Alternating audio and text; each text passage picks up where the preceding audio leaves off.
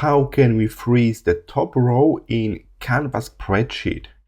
After you input your data and you scroll down, you will notice that our top row is now hidden because it stays on the row number 1. Can we make it sticky so it scrolls together with me?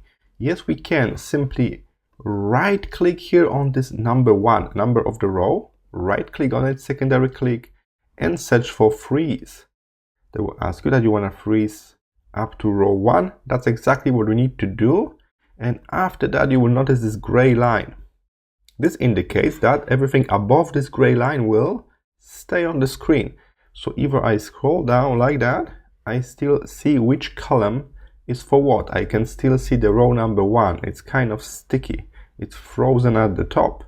In addition, you can always select that or select the whole row by clicking number 1. That's a nice trick to select the whole row.